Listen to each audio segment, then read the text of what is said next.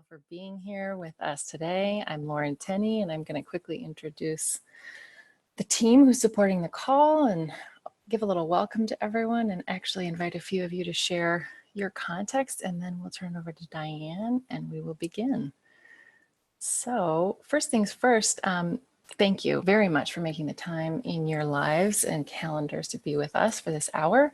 I want to thank the 3 team members who are supporting this call from 10 Directions. Alana Felt, she is holding the technical systems in place. Rebecca Colwell and Keela Roll.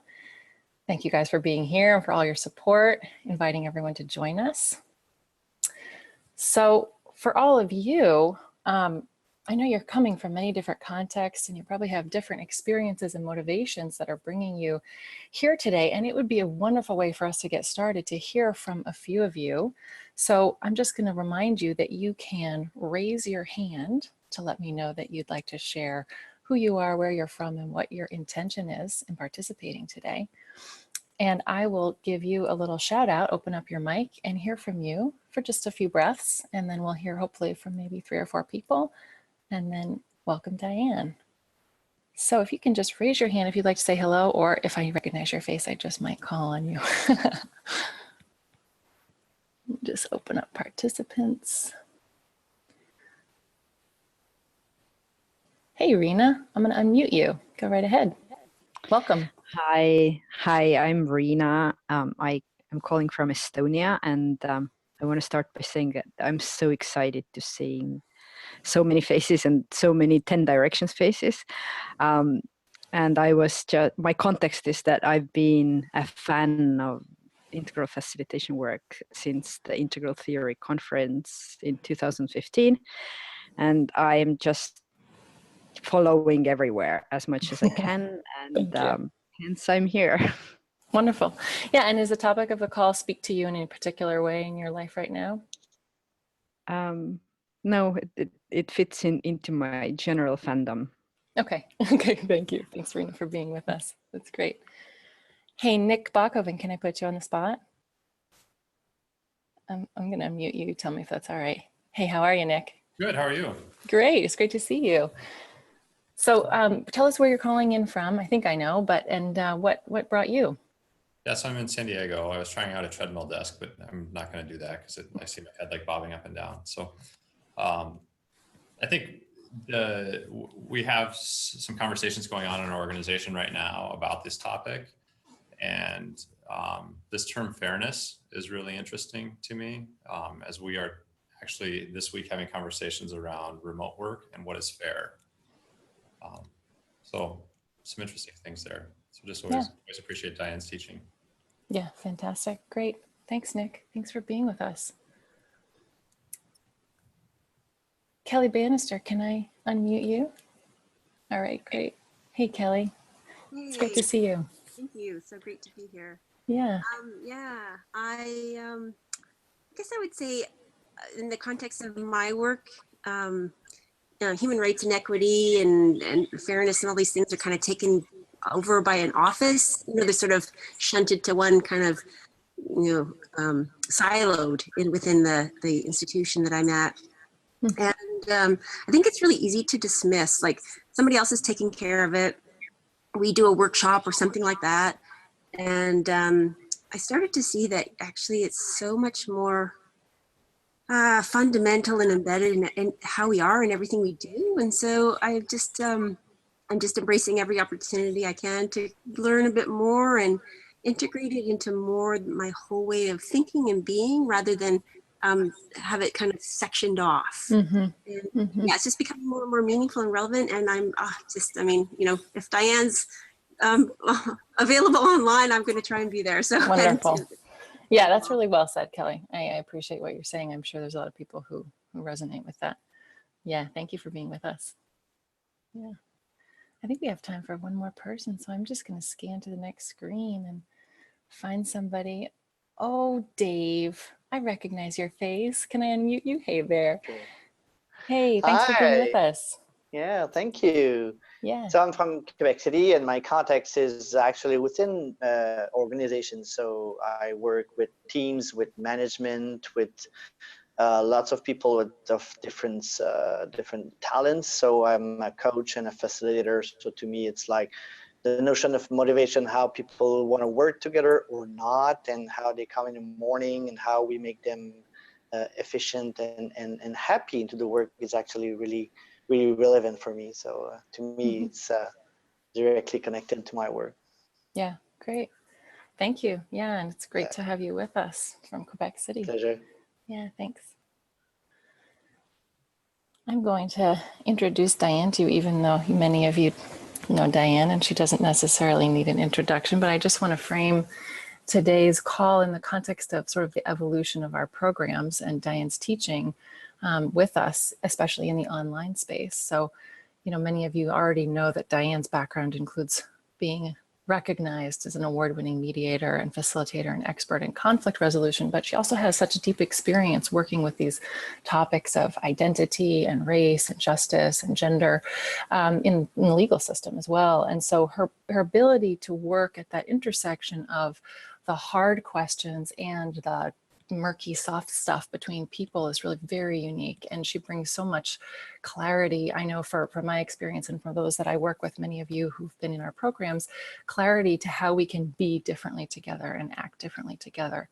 So it's always an honor to be with you, Diane, and it's a pleasure to learn from you. And this call is a great taste of where we're going in the future in our fall work with you. So I want to turn the mic over to you right now. Great. Thank you, Lauren. Thank you, Rebecca. Thank you, the crew at 10 Directions, for making this happen today and for giving the technical support and the logistical support so we can explore this. So this call is taking place in the context of a course that we're designing for September, which is going to be held in 3 parts, in which we're going to be looking at basically the way in which the values of inclusion and of diversity and of, you know, our basic impulse towards fairness, how deep rooted they are in our evolution, particularly within the democratic cultures, and at the same time, the way in which they can sometimes all of a sudden start to backfire when they become dogmatic, or they get appropriated by people's individual egoic motives, or it becomes a kind of a rhetoric that ceases to have meaning in certain moments but gets related with anyway. So the course is really going to help us learn how to navigate some of these more difficult conversations. Most of these conversations are fundamentally conversations related to power and related to who has it and who doesn't, who has access, who doesn't, who has resources, who doesn't, who has a voice and who doesn't. So they're really, really important and very meaningful, but they're also difficult conversations to have. And one of the things that's happening for me right now is that as I get on the call and I see people from Estonia and Sweden, Maria, and Ireland, I think I saw Annette on the phone, and Quebec and Holland and Mexico. I realized in Australia, New Zealand, I realized that I came to the call with a tremendously American-centric perspective.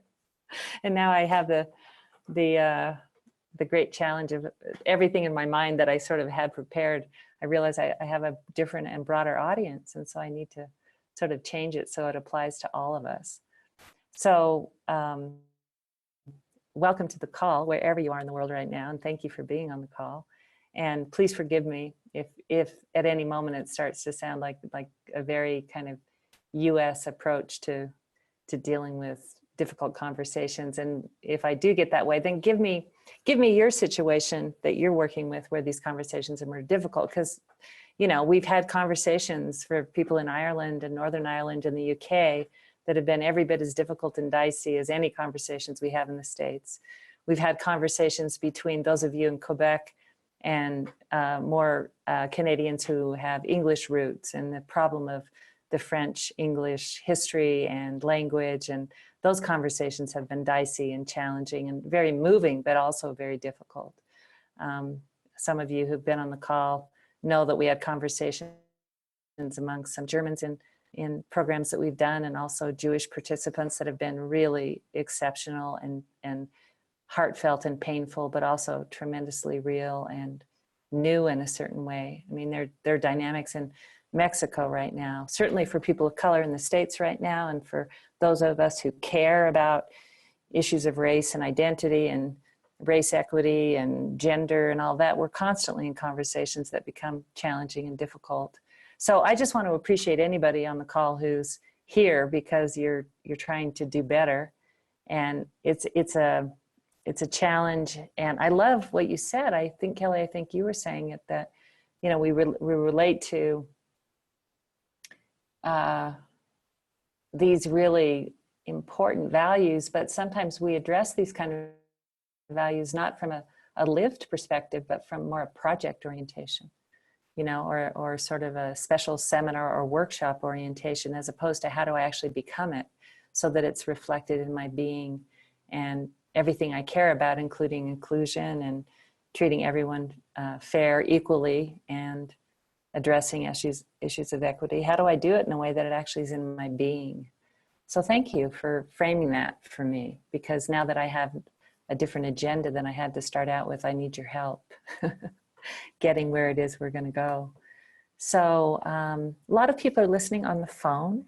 And so I want you to know that if you're on the phone, I can see your names, and you're certainly welcome to ask a question or to weigh in. And I think you would, how would you raise your hand if you're on the phone, Lauren?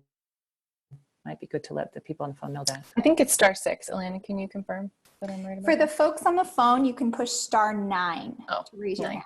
*9. Okay, *9 if you're on the phone and you have a question or a contribution that you'd like to make. I would also like to make the invitation to those of you who are new to the calls and to the work of 10 Direction. If you have a question or a comment at any point, I'm much more interested in hearing from you and working with what you have to say and offer than I am in delivering some sort of package. I'm interested in the organic unfolding of the conversation, so please feel free at any moment to chime in or to ask a question or to make a challenge or to ask us to think about something differently. So in American politics right now, it is tremendously polarized, and it's becoming downright hostile. And, you know, from my perspective, and I'm just going to speak from my own first person, you know, I think the person we have in office models a certain kind of aggression in his speech and a willingness to put people down, to take the position of one up versus one down, and to kind of communicate to, you know, the American population that kind of attitude actually serves his agenda, and that the, you know, values of, you know, the American values that we all identify with, like freedom and freedom of speech and, you know, a place where people can come and find safety and haven, safety or a haven from violence in other parts of the world. Like, for whatever reason, those values that we just kind of very glibly associate to a democracy are being challenged in a very real way. I don't want to have a political discussion as much as I want to talk about the quality of the rhetoric and the way in which it's so polarized, it's so filled with emotion. The idea of civil discourse is being degraded, meaning it's okay to insult people, to make fun of people, to assign nicknames to people that are basically put downs, and all of that flies in the face of what has been a kind of a trajectory towards more civility in culture, generally speaking. Now, the States has its own set of it has its own history, the history of slavery, the genocide of indigenous people here, the oppression of Asian workers, and earlier on in our history, Irish workers or Italian workers, depending on what part of history you emigrated, you experienced a different set of, you know, oppressive kind of factors, and things change in terms of who's acceptable and who isn't. But we have a long history of oppressing. Let's just put it that way, the majority. And in the past, we talked about it as the minority. But as demographics change in the United States, it's no longer, you can no longer say it's the minority who's being oppressed by the majority, because in fact, in some places now, people of color, the population outranks those of Northern European descent. So these are big changes, and we're seeing a degradation in the public discourse. At the same time, there's a group of people who are more on the liberal or progressive side of the street that are actually working to become even more wakeful and more sensitive and more fair in their dealings. And so what you see is conversations related to how people in organizations are treated depending on their culture, their ethnicity, their racial origins, the way in which gender is related with, whether it's men, women, or people who are transgendered, or you see these conversations happening in the context of any place where identity is at stake, and any place where people are being treated unfairly, you're going to see these conversations. Now, if you live in the Bay Area, for instance, everybody is way more educated into what's okay and what isn't, what you can say and what you can't. But if you're living out in the sticks like I am, you know, the language of being woke, if you will, is a little bit more difficult to come by. And so it's easier for people, even well-intentioned people, to make tremendous mistakes when they enter into the discourses that are held by progressive people. So you have, on the one hand, progressive people where it's difficult to participate in the conversation because you actually are making mistakes all over the place. And then it's difficult to participate in the conversation because it's so full of aggression and put down. So the question becomes, how do we have a decent conversation that actually supports our continued waking up and at the same time doesn't get caught in the sort of walking on thin ice that often happens when we have conversations about inclusion, diversity, equity, and those kinds of conversations. So it's an incredibly stressful environment right now, and it's very, very polarized, and people's emotions are easily affected. And all you have to do is just tune into the news on a daily basis, and you don't know what to think because things are all over the place.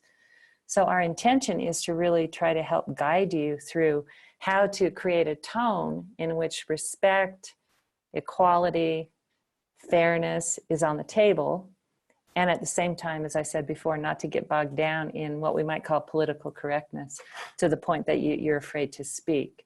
So what I would be interested in hearing right now is what I've said that's made any sense to you, and if you can relate to the problem that I'm trying to describe or the dilemma that I'm trying to describe. And it would be awesome if you, as you weigh in, if you want to just presence any of these kind of conversations that you happen to be in right now in your life. Like, where are you feeling these challenges? I feel them in relationship to my family and always in my work, because we're always going towards these conversations, even though they're difficult. So love to hear back from you. Has anything I've said made sense so far? So just, you can hover your cursor over your own name on the screen if you're on your computer, and you'll be able to raise your hand, the little raise hand icon.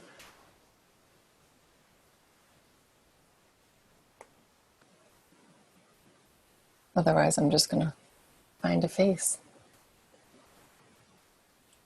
Hey, Simone, you look like you're in an environment where you could chat, and I know the work you're doing is connected. Can I unmute you? Great, there you go. Hey. Hi. Hi, Diane. Hey, Simone, good to see you. So what is it you specifically asked right now?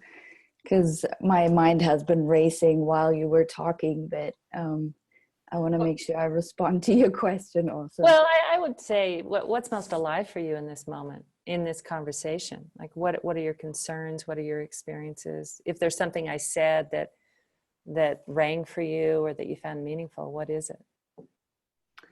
Yeah, so for everyone, I live in the Bay Area. So I live in an area of the world where there isn't a lot of nuance, and yet even here and even with my friends, I find it it polarizes super quickly. Mm-hmm. It's just, it gets so heated, and there's so much there's so little patience and so much anxiety, it feels like. That's right. Even people who have you know, who I consider to have quite a bit of capacity for holding, you know, multiple perspectives like easily get polarized, and there's just a lot of fear around, I feel. Absolutely. Yeah, there's fear, and there's a quality of people are feeling a little bit desperate right now to be heard. And yeah, so let me just say then, in relationship to that, that one of the, there's an underpinning to my work and to the work we do at 10 Directions, which is a tremendous commitment to having these conversations with wisdom and with compassion. And so that we're having them in a way that, regardless of who you are and how you've come to the conversation, that you're going to be respected and you're going to leave feeling like you were actually heard, and you're going to be challenged in a way that it hopefully is enlivening and respectful, as opposed to just simply belittling or attacking. So I'll give you an example. The other night, I was in this conversation, and Simone made the point, everybody, that she's among friends. And yet even among friends, the politics are so intense and the conversations are so filled with anxiety that people have a hard time hearing each other, even though they probably agree at some level. So we had, there's a small town nearby where I live right now that has, somebody in the town has started flying a Confederate flag. And this is where it gets a little American-centric, but I'll try to explain it. So in the, when the Civil War happened, the South, who seceded, and those of you who are familiar with the American Civil War know that slavery was the central issue in the Civil War. And so now there's this cropping up of Confederate flags in the West. And when I was young here, you never saw a Confederate flag because people in the West didn't particularly identify with the South.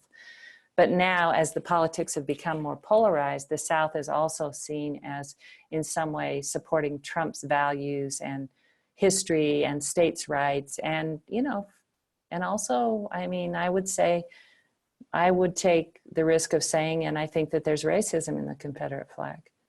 Now, some people will disagree with that and say, well, you can't know that, you know, you don't know what does it actually mean to these people. But, you know, for many of us, seeing a Confederate flag is sort of an assertion of a history that was, as we know, was horrific if you were Black.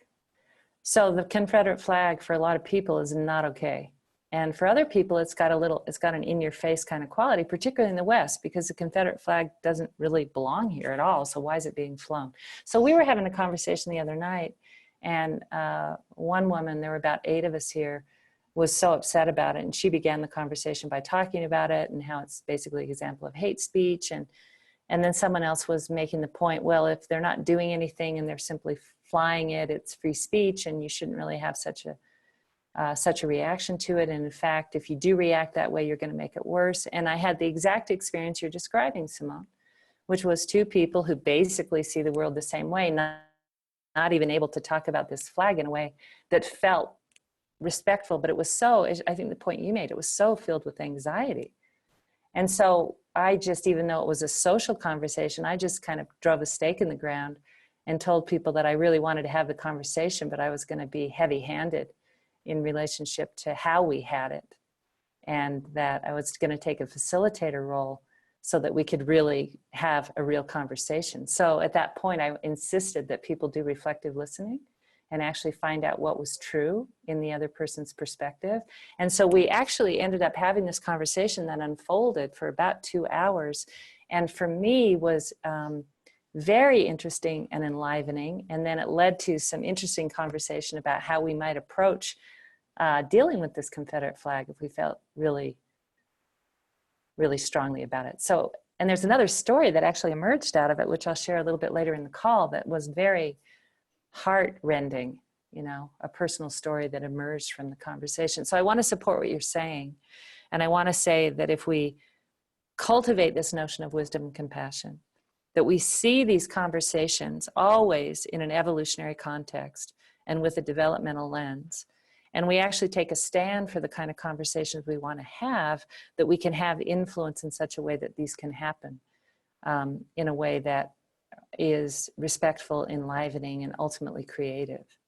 So thanks for sharing that. I have a question for you, Diane. So I'm Please. actually working on a case right now where there's, so we were hired because there was a you know, series of sexual harassment incidents in the company, and they wanted to do more than just the usual, you know, like punish, press release and so on. And it's been, so I've been working with this company for like since March, and it's been really hard to navigate and to find kind of where's the line, right? That's for me always the heart. Like, where do I, as a facilitator, draw the line where it goes too far into one side, right? Yes, exactly. So there's the abuser, who's a human being, who is the co-founder of that company, who has his own, you know, kind of story and whatever. Then there's his partner, and they've been working together for 18 years or longer, and they were friends. Then there's these women who have experienced, you know, not rape, but like definitely the line was crossed. Power was abused. And then there's the rest of the company that was all, you know, we talked to everyone and just listened. And that happened all in March, and there has not been any communication. And we're currently like negotiating the path forward because, you know, and mostly working with the partner, but he's so, you know, he's kind of, going up and down the grief cycle all around, and wanting to protect his friend, but also wanting to do the right thing for the company. And I'm finding it really hard to like find the line. Where do I stand? And I'm also a consultant, so. It's important, everybody, and we'll talk about this in the course, of course, but it's important that we know what our intention is. And so when we move into a situation in which there is some kind of sexual harassment, what we want to do is go to our intention. So what's our intention?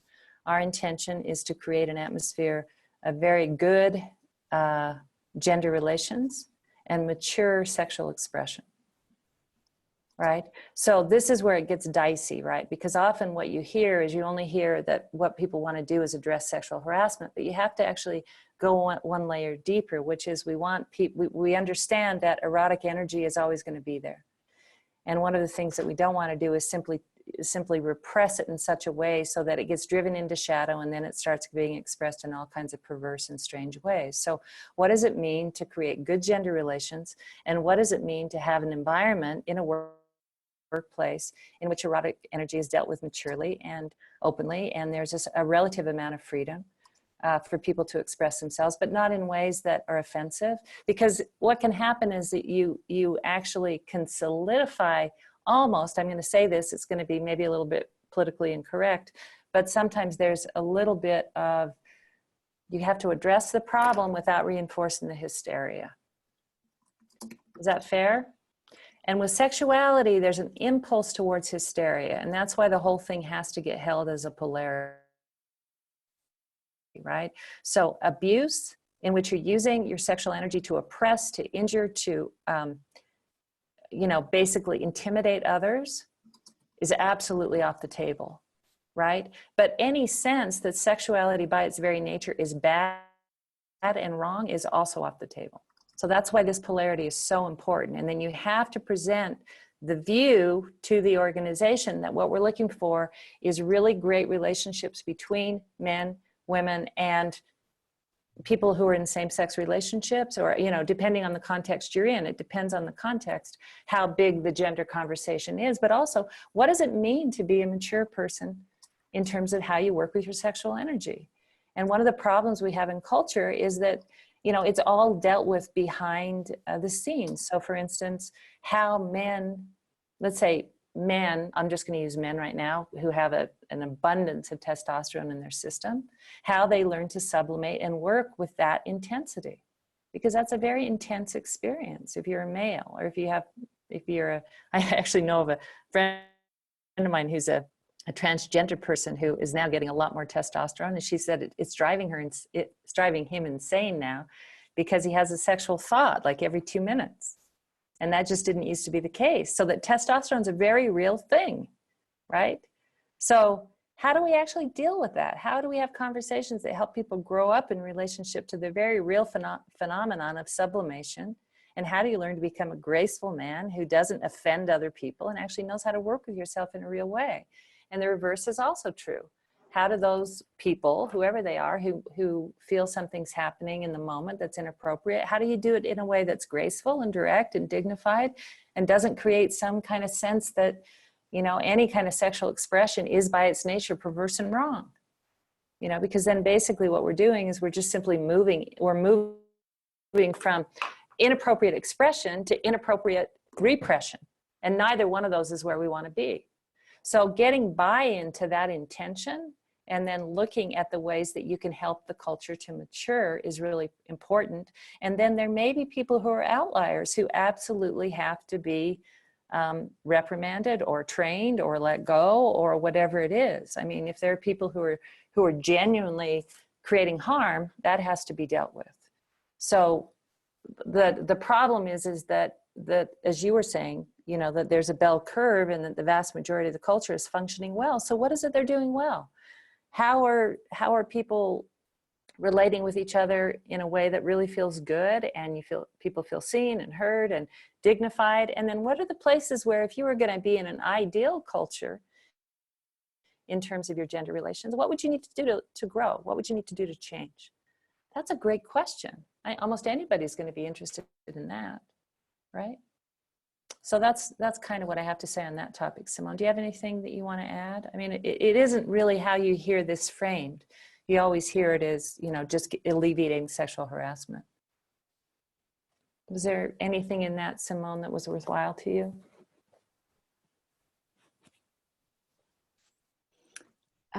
Yeah, obviously, yes. A lot. Yeah, so that's the culture work.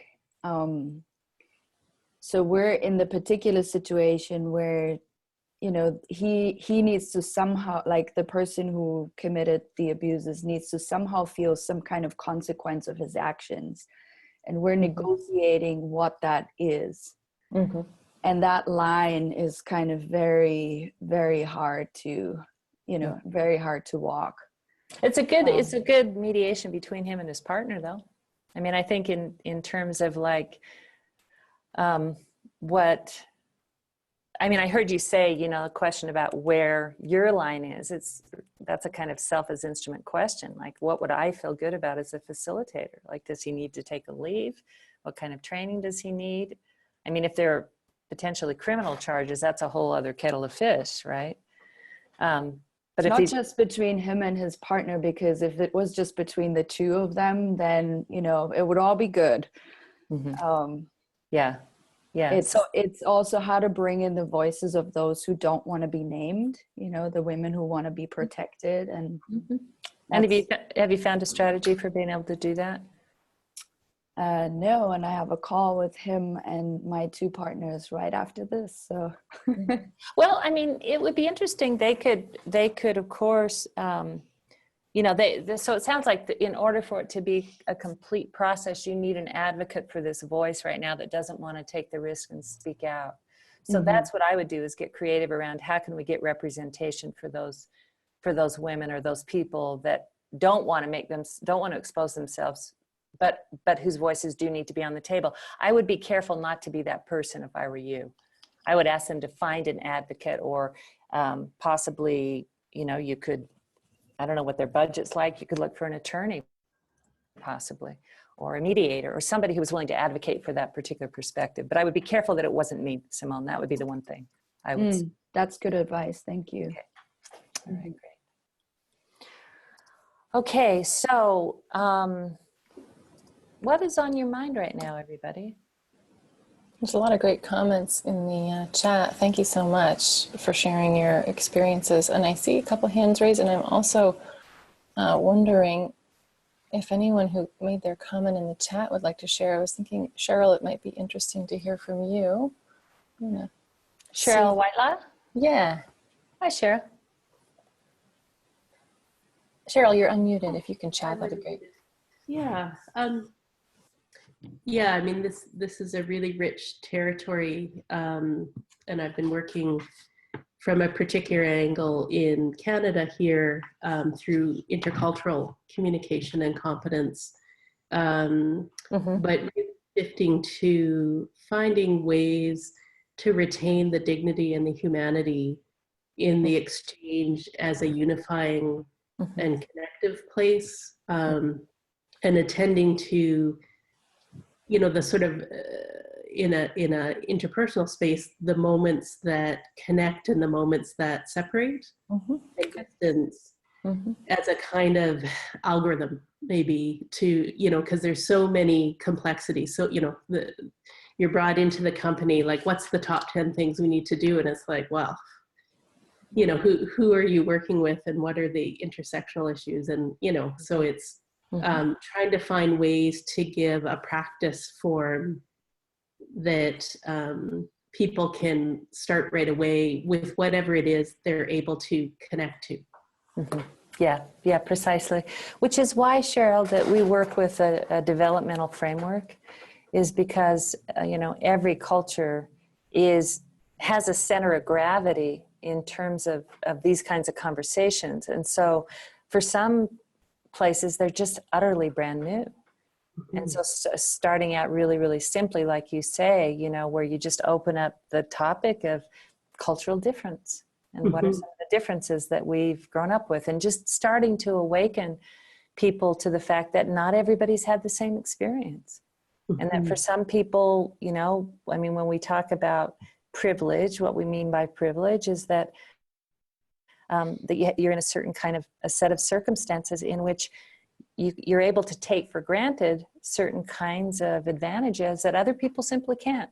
I mean, that's like a radical conversation for some groups of people, right? You know, for other groups of people, they're so far down the line, they're talking about the spiritual privilege in being a person of color. Yeah. You know, I mean, that's like, wow, now that's a wild conversation, right? That's not that's. So how do we gauge the conversation so that it really addresses kind of where the center of gravity of the group is? And that's why it's so important to us that we look through a developmental framework, and we don't just relate to every conversation as the same. Yeah, no, and I mean, I'm coming from the Integral Coaching Canada lineage, and did applied research for about 8 years with a developmental instrument, so the Intercultural Development Inventory.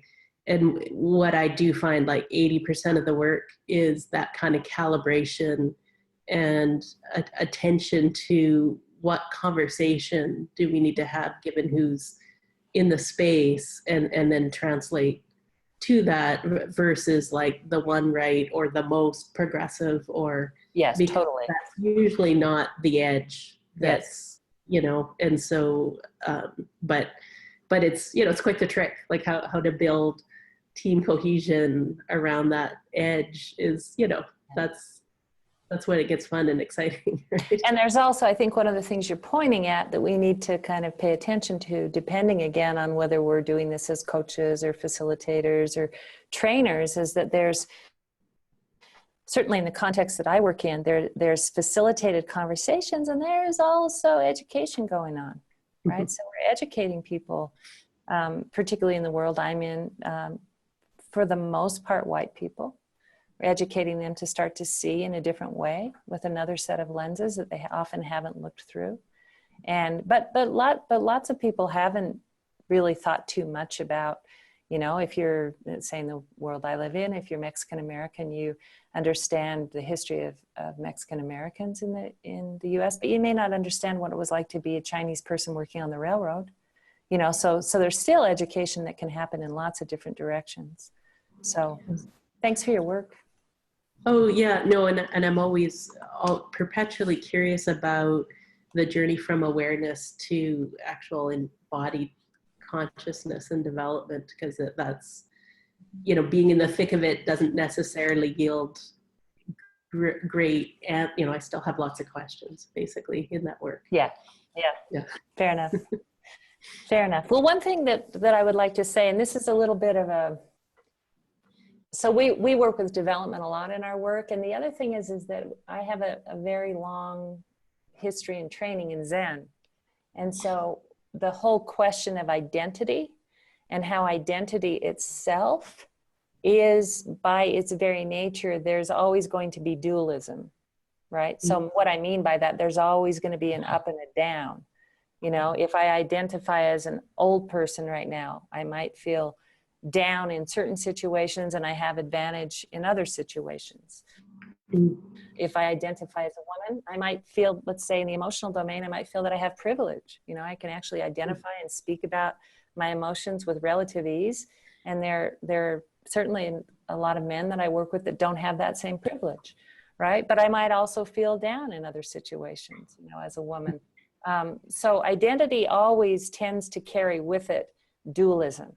There's always value judgments and there's always difference. So it's very important in our work that we cultivate a space, which I would call beyond identity.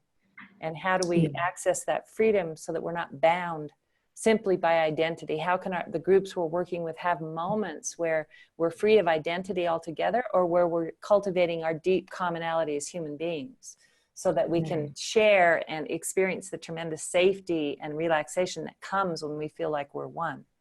Yeah. Because we want that to really be part of this work. Otherwise, we're always in difference. And as long as you're in difference, there's going to be tension. Yeah. Yeah. Yeah, Thanks, great. Thank you. Yeah. So what else is in the chat, Lauren? Anything? Yeah, actually, you know, Alicia, I just really appreciate how, you know, hearing from the other two contexts, your context is a new one in some ways. So I'd love to try to unmute you if you can share. You're unmuted. Can you hear me? Yes. Yeah. Hi, Alicia. Hi, Hi, good to see you. good to see you too. So Di, I don't know if you saw Alicia's question, but go No, ahead, Alicia. I'm focused on the screen, so I'm not seeing the Can chat. I of course. summarize my Yeah. heart of my question? Yeah. So my context was basically I live in Montana, so you could probably relate to the dynamics. Basically, just seeing the heightened level of aggression that you've spoken to Yeah, it's in getting our strong. community, it's getting really palatable. Yeah. And you know, reading the posts on the immigration debate right now are just so aggressive and so hostile both ways, flying back and forth. And you know, and my went to an immigration rights rally last week, which had a lot of the same tone to it, honestly. Yeah, of course. And so I'm really curious about how to use your thoughts on, you know, righteous aggression. Is there such a thing? How do you use, because I honestly, I think a lot of what we're all feeling right now is an equal amount of energy, you know, that comes from something must be done, we have to stand up, you know, that kind of energy. So how do you use that energy without sort of falling into the same trap? Because that's what I see happening on the left is like, it's just like, let's say terrible things about them, you know, that's the response. So I'm wondering how we navigate this space in a different way. Yeah, so there's it's a big question, and it's one that has to be lived. I mean, I like to point people to watch Martin Luther King's "I Have a Dream" speech, because it's a very subtle and skillful speech in the sense that when he talks, there are many moments in it where he's the embodiment of righteous anger, but his anger is never directed towards an individual or a person. His anger is directed towards the system. So if you really pay attention to it, in the first part of this, it's very interesting. In the first part of the speech, he's challenging America to fulfill its promise to African Americans. And that he uses the analogy that there's a debt that hasn't been paid. And so his challenge is to America. It's to this very powerful third person. And America can take that challenge, right? America can stand that kind of righteous anger. And then he moves the challenge into the second person, into the we. And he says, in order for us to succeed within the civil rights movement, here is what we have to do. And he extols the crowd to civility and to higher forms of protest and to non-aggression. And then when he moves into I, his I takes us to a vision of what's possible. And so the question is, how is that anger channeled, and towards what and towards whom?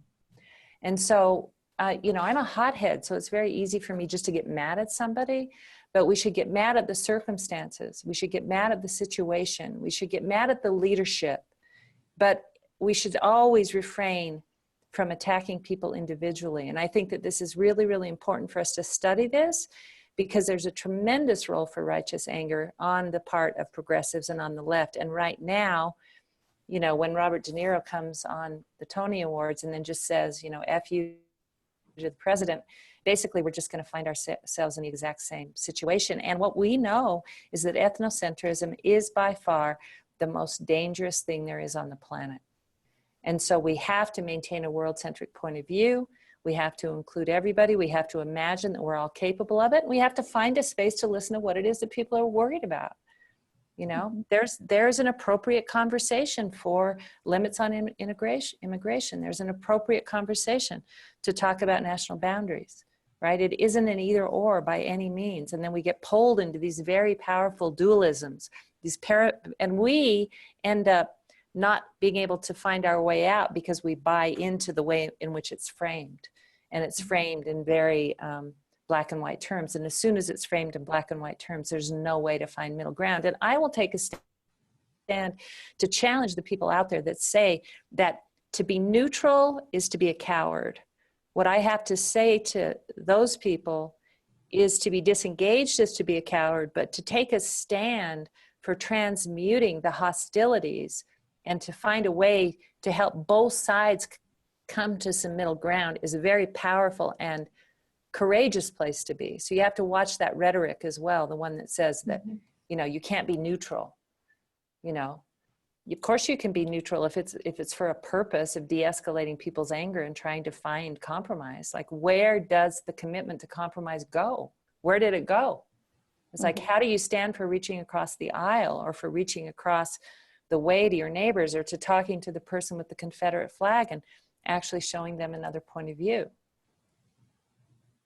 So the story that I was going to share that came out of that conversation the other night is a story that happened down here, which is a Jewish man who's a student of mine went to the dentist's office down here. And the dentist is, of Northern European descent. He's probably originally from Sweden or Denmark, or it's probably an Anderson or a Christensen or someone like that.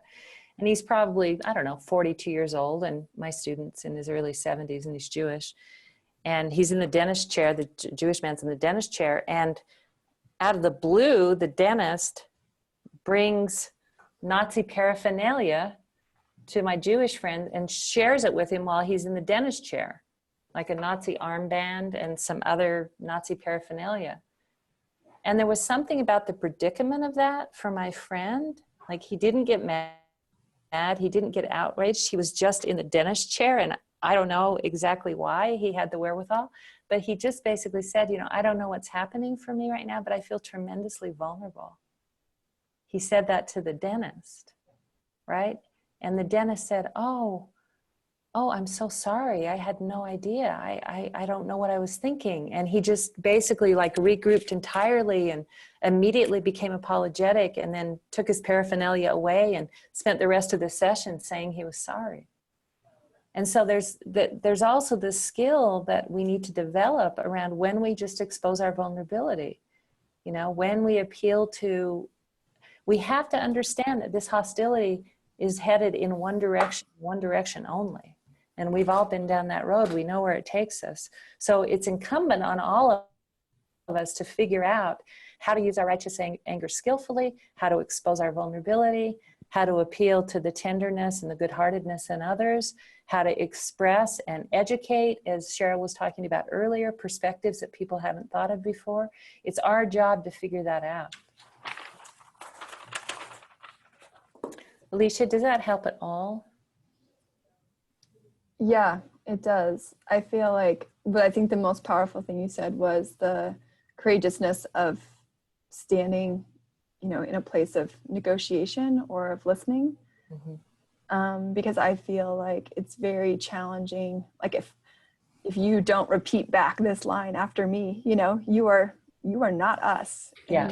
You are wrong, And so I think that's the challenge, both as an organization that I'm involved with and as an individual that I struggle with. Yeah. Yeah. So I think standing for your own passion and standing for some practices in listening and some respect for the other side and bringing your passion and your righteous anger to that is really, really important. Because there's this discourse out there right now that basically is shaming people if they feel neutral. So neutrality is not the same as being disengaged, and being biased, being unbiased in a way that you can create space for transmutation is tremendously important. So take a stand for that, for sure.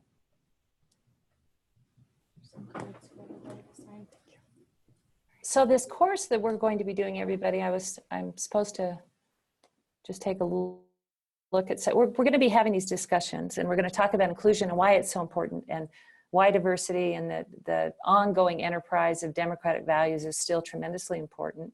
We're going to look at how it can backfire, how it becomes oppressive, marginalizing, and how people cease to participate because they feel so. That's not a good outcome when people cease participating. How to work with your own nervous system and your own, when you're triggered, and how to help other people work with theirs. To really kind of expose power and to congratulate ourselves on trying to bring power and privilege into awareness, that's actually a great thing, that we can't just simply talk about human history as bad and wrong, that evolution has its own course, and that the road to waking up is tremendously difficult and hard. But how do we work with here and now awareness to create freedom, and also to bring people into moments of tremendous commonality and also non-identity, to create more experiences of respect, of sameness, and of sharing deeply held values.